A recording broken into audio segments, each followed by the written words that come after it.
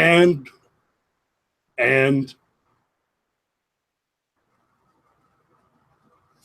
hey, it's 2000 on a Sunday evening. You know what that means. It is time for the Brushfire Mind. Hello, I'm Christopher Lowry, and here we go. It has been a hell of a week. I'm sure most of you have heard about the Ariana Grande attack. Concert, UK, Manchester, and there was a bomb. 22 dead. 22 children murdered.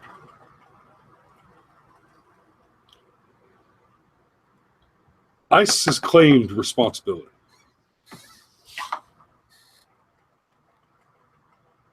Let me tell you a little something about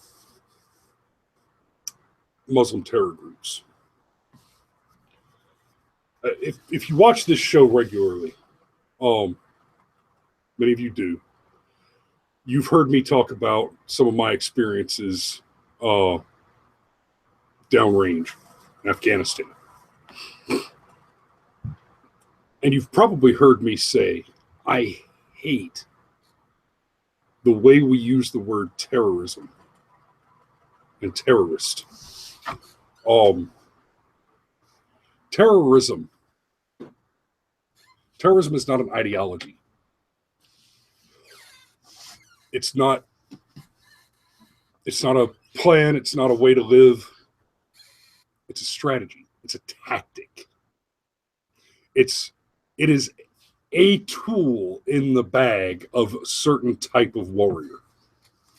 And I use that term loosely in this context because it is the hallmark of cowardice.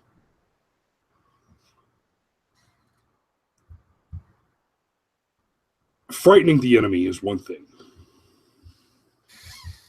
Actively engaging and destroying their civilians is quite another. When we talk about Muslim terrorists, especially in a context like this, murdering a bunch of children, let me be very, very clear. We are talking about people who will mutilate young children to make a political point. I saw this when I was working with the 101st.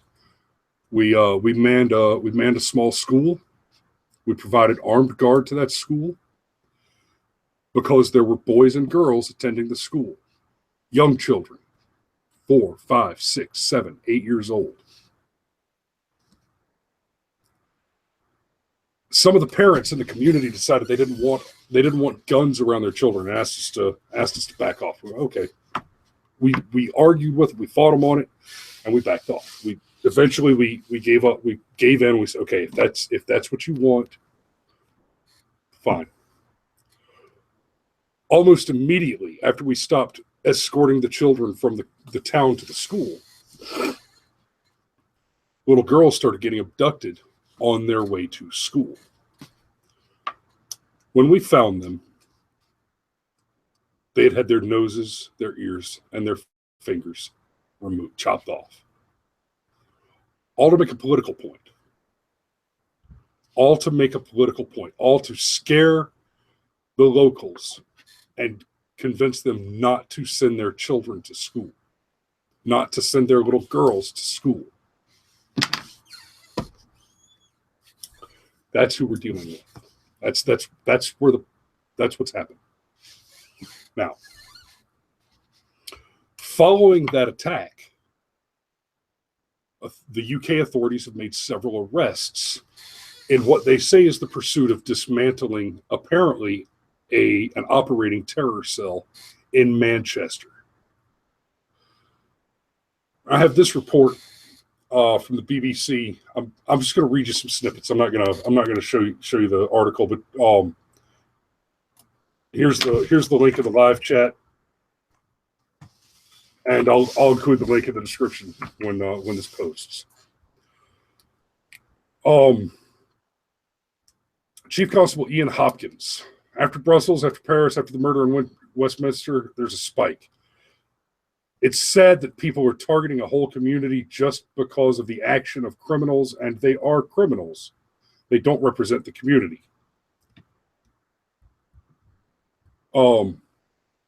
So Ian Hopkins, this chief constable in Manchester, is saying that there's a spike in what they call hate crimes following the bombing of the Ariana Grande concert. Ariana Grande, however you say it. There's an E on the end of it. It should be Grande, but apparently it's not. The hate crimes that they're talking about, a pupil was followed and racially abused by a man carrying a metal bar. I don't know what they mean by racially abused. That's pretty nondescript. A bank teller was called a terrorist and blamed for the Manchester Arena attack by a person trying to open an account. This is a hate crime. Someone called somebody a nasty name. A person was approached in a supermarket and told, "Shame on you for what you did last night." This is listed as a hate crime. A woman at a supermarket was told she should not be wearing her hijab, her face veil in public. And racist graffiti was daubed outside a property in North Manchester. So these are the hate crimes that cause them so much concern. Following the murder of 22 children. Now, let's contrast that with what happened in Egypt. I bet you haven't heard a whole lot about what happened in Egypt. A bus carrying Coptic Christians in Egypt, who are a frequently targeted minority in that region, a bus carrying Coptic Christians to a monastery was surrounded by vehicles carrying ISIS fighters who opened fire on the bus and killed 29 men, women, and children. Egypt responded within hours by sending fighter jets to destroy a known ISIS training facility. That's a response. That's a "we're not going to put up with you killing our people" response. So here's the problem with Mr. Ian here, Chief Crown Prosecutor, or I'm sorry, Chief Constable Ian Hopkins. Here's the problem with you crying about these hate crimes.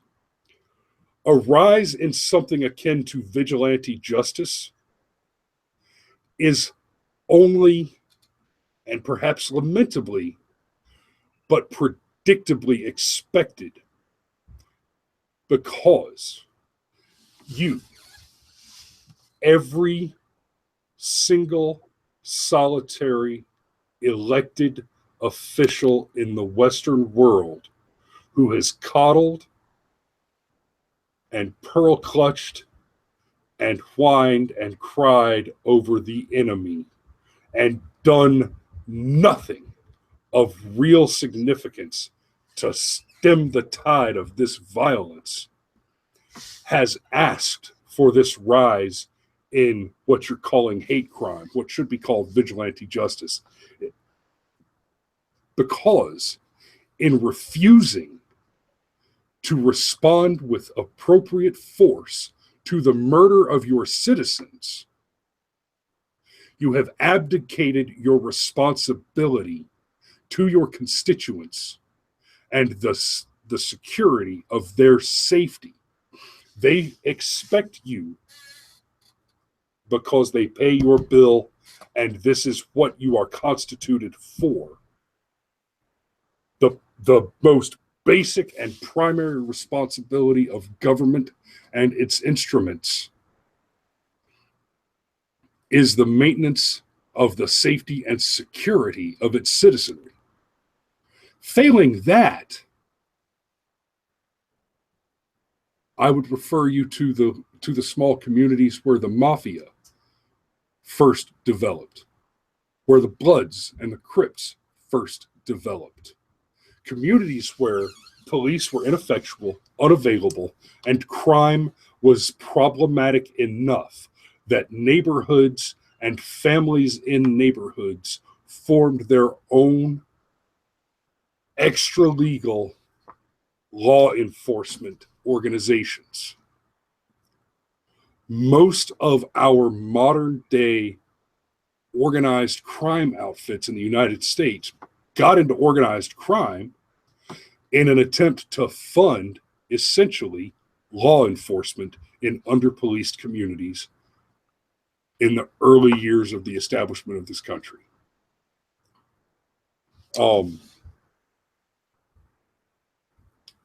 By refusing to engage the enemy and defeat him, you are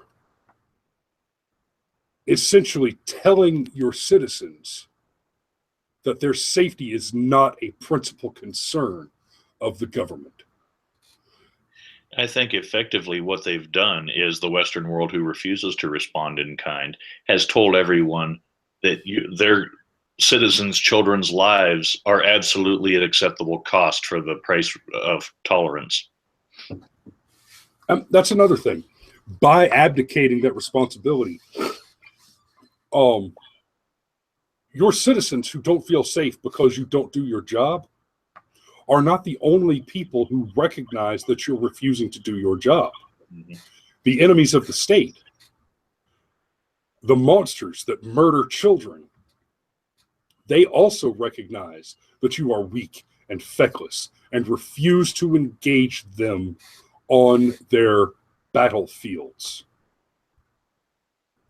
As long as that is true, you will embolden the enemy. That's right. That's the attack, speaking of emboldening, and it's not that Egypt ignores what the Coptics have gone through, but the idea being over the last several weeks, there have been at least 4 incidents against Coptic Christians. This most recent one happened to be families with their kids headed toward some ancient church in the middle, toward the middle of the country, something like that, for a prayer trip, basically. And somehow that was enough of a crime to have, I think it was just under a dozen armed terrorists board the bus, demand that these people who weren't harming anybody take the Muslim affirmation, and then proceeded shooting. I'm about over the idea that extremists aren't everything with this. It's starting to become an acceptable thing now. It is the way the world is. And some people seem to be okay with it because tolerance and whatnot. So let me break real quick and just holler out at the at everybody that's watching right now. Who do we have? Who's here? Hit us in the live chat. Engage the conversation. Tell us what you think. Anybody?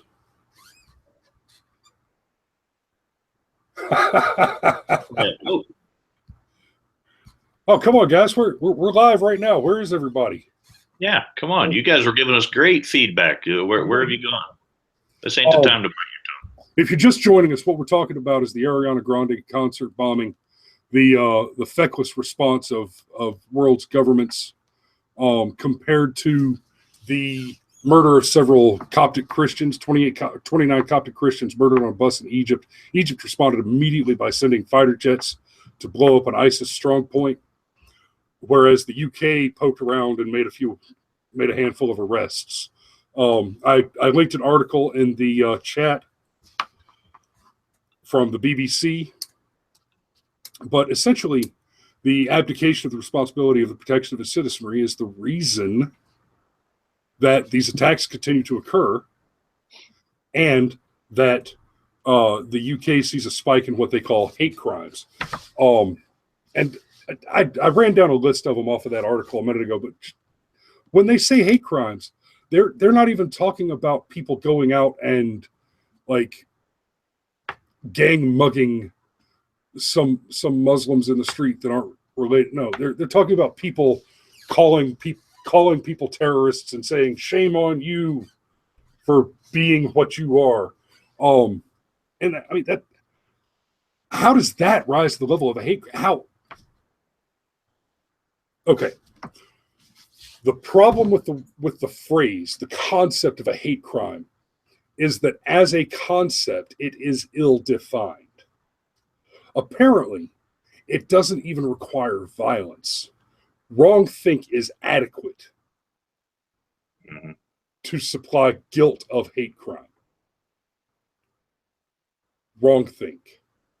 Disagreeing with not even the prevailing idea, not even the prevailing mentality, but with a very specific Marxist concept.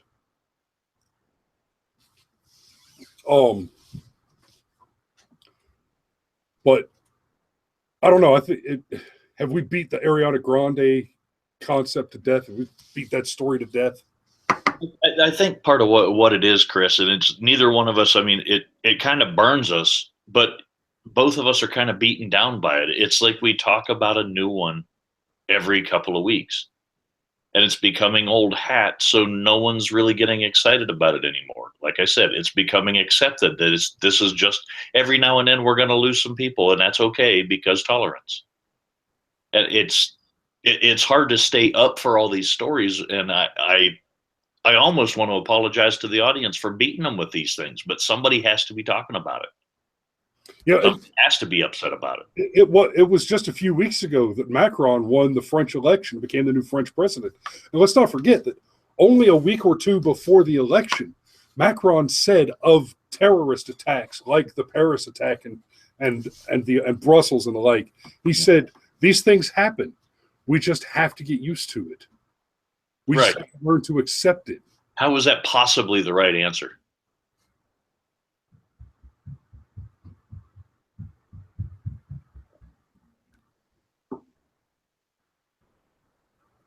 I hate to hit this dead air like that, but guys, y'all got to let that sink in a little bit. France elected a man whose opinion on national security is people die. Just let it happen. That's what we're here for. Yeah. So some of you are going to die because somebody that doesn't like us wants to kill some of us, and that's okay. Don't let it bother you.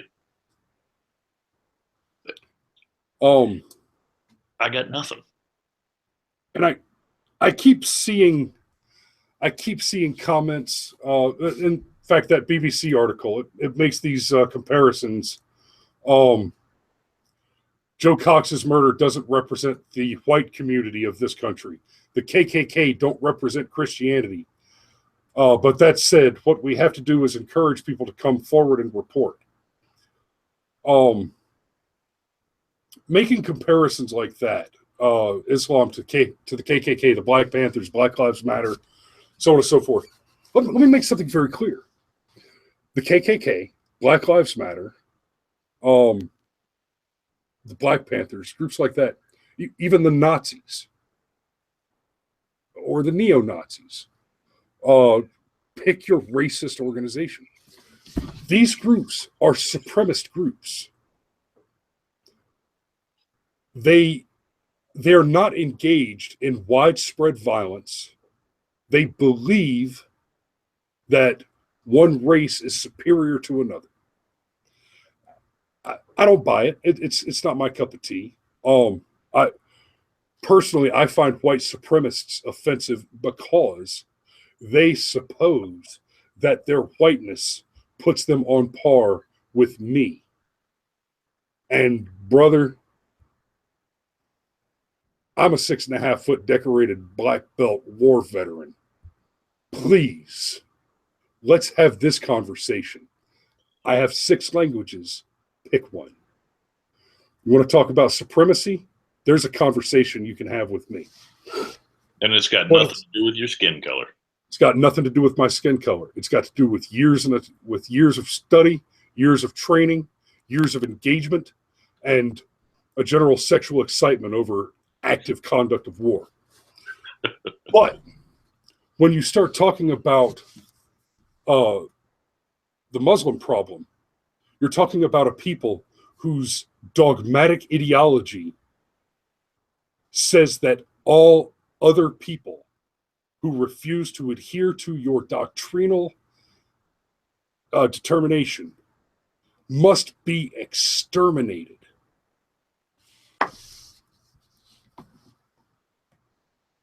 white, black, whatever, Mexican, La Raza, ethno-supremists, ethno-nationalists that believe in the extermination of all other races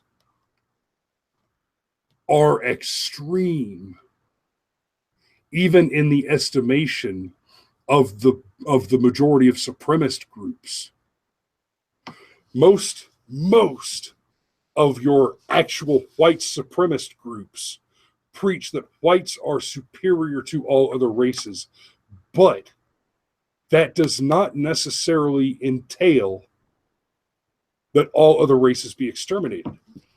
The Muslim theology includes the extermination of the infidel, that everybody who disagrees must be exterminated. Guys, that's not even the Nazis were dedicated to the total extermination of all others. They had a few select races that they saw. And I'm not trying to excuse the Nazis, but just to paint the portrait, to help you understand the severity of the enemy that we deal with today.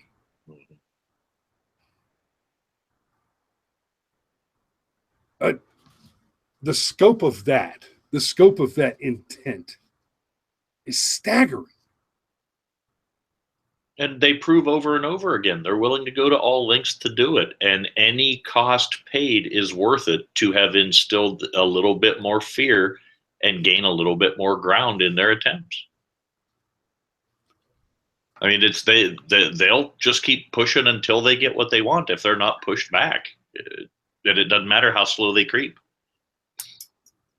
The problem is, and we've talked about this on the show previously too, if you don't go after it, cut the head off of it, and leave scorched earth behind all at once, quick and dirty, and then come home and prepare for the next one, if all you're going to do is hit them in the nose and make it bloody and back up and hope they don't get angry about it, then we're exacerbating the problem. You are angering people and creating more of them. If they're not living in abject fear of reprisal, then their numbers will grow. Yep. Okay. And now we're losing viewers. So apparently we're getting boring. Sorry, ladies. Sorry. It's troubling to me that the terrorist attacks continue to happen. It is 2017. We've been at this for nearly 20 years. It's true. I don't know what else to say about it, and I'm going to go ahead and I'm going to put a pin in it right there and move on. Yeah. Let's talk about something. You know what? There's the Comey thing. Well, let's wait and see if that gets more legs. I know where you're headed, and yeah, I don't even think it's worth bringing up.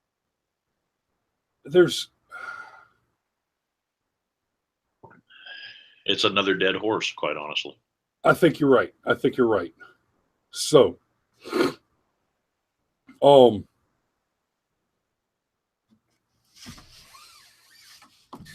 June 6th, there will be a debate between John Ossoff and Karen Handel for the 6th District special election in Georgia.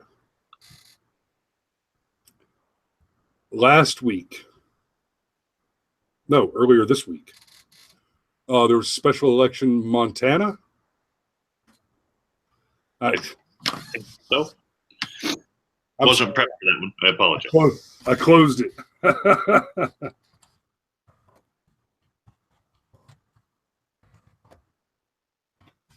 Okay.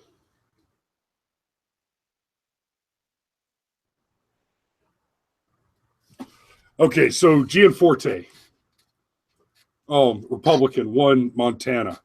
And of course the enemy left is just, hey, it's a big win for us because they only won by 7 or 8 points. So that's not a huge win.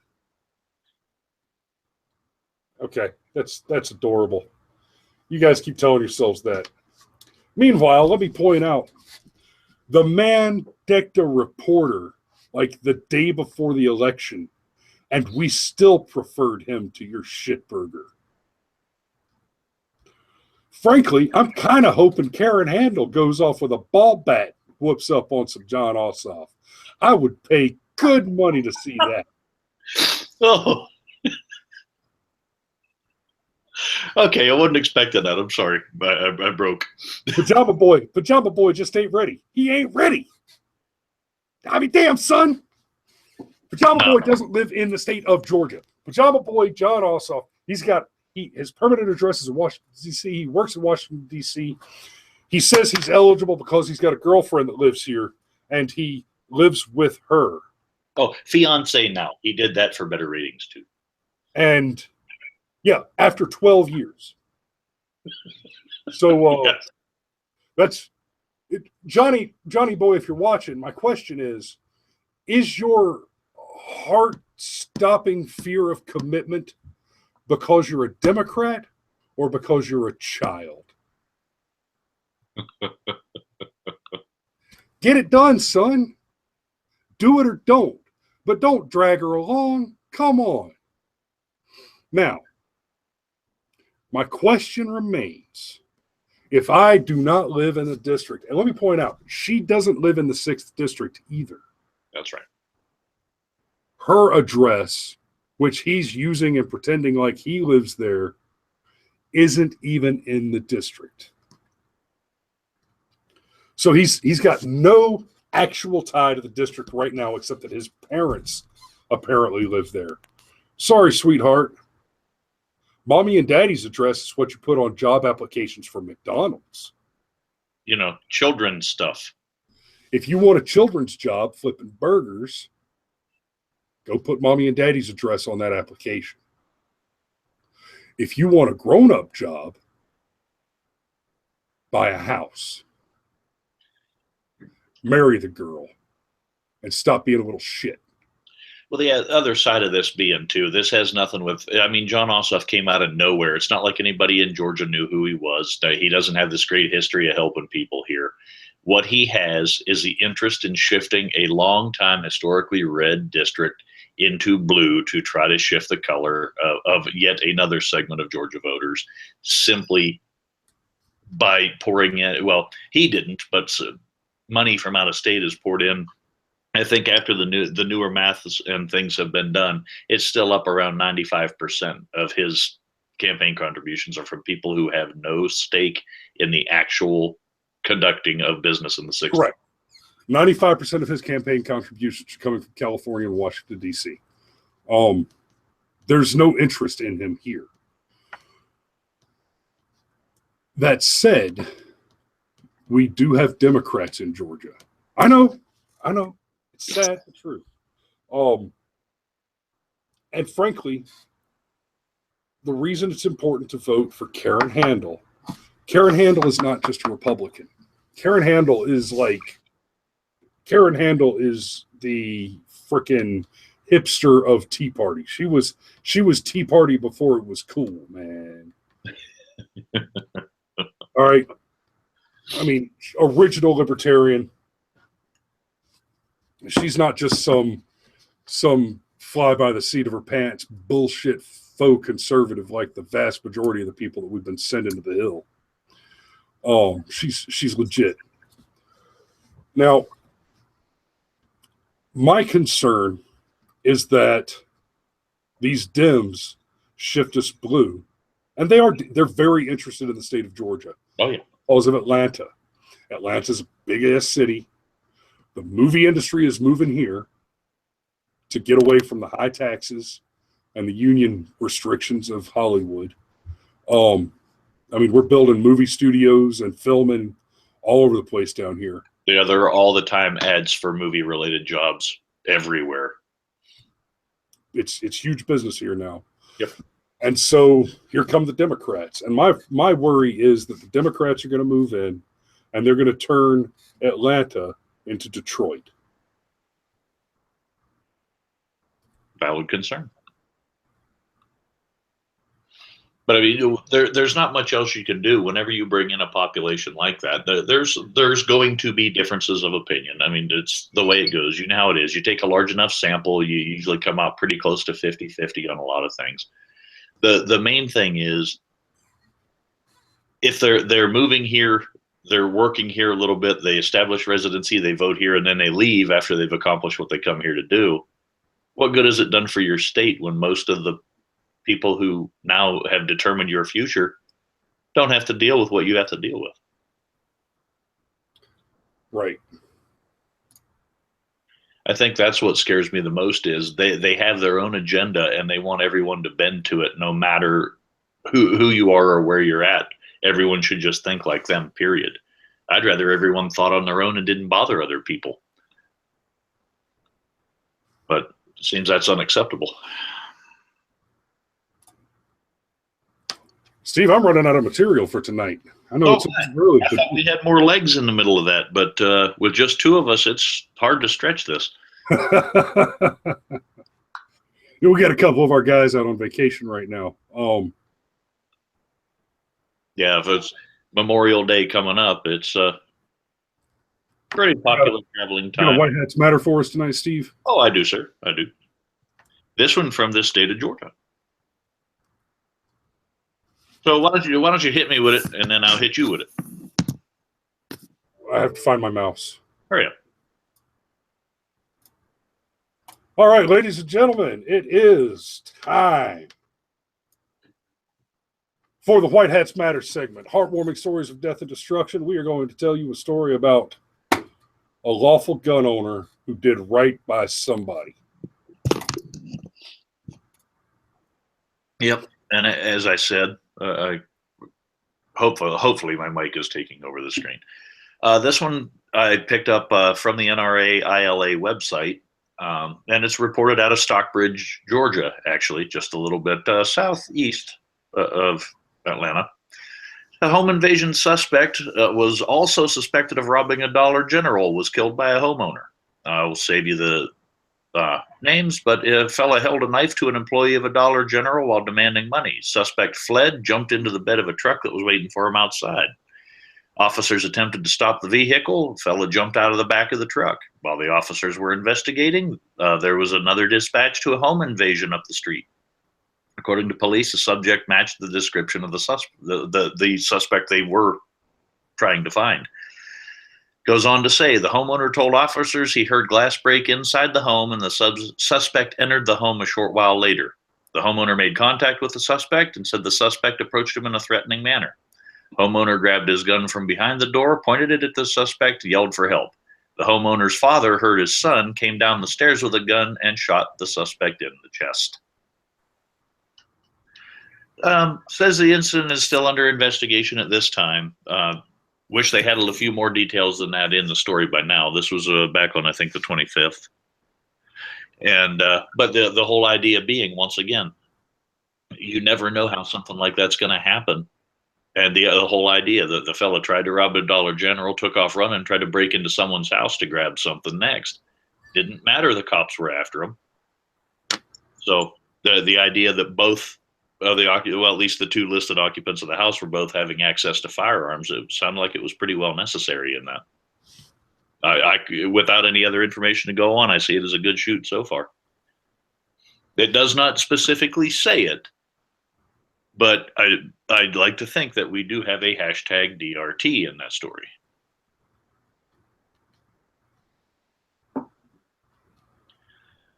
And there ain't nothing quite like putting one in the dirt. DRT. Right. That means, all right. Yeah, I like that. Well, ladies and gentlemen, that's our show tonight. Since that's what we've got tonight. So find us on Facebook, follow us on Twitter, check out the Patreon, and in the not too distant, we'll start hanging out at the Patreon for a little while after the show, after we publish new shows. And until next time, remember, if you build a man a fire, you'll keep him warm for the evening. But if you set a man on fire, he'll be warm for the rest of his life. Good night.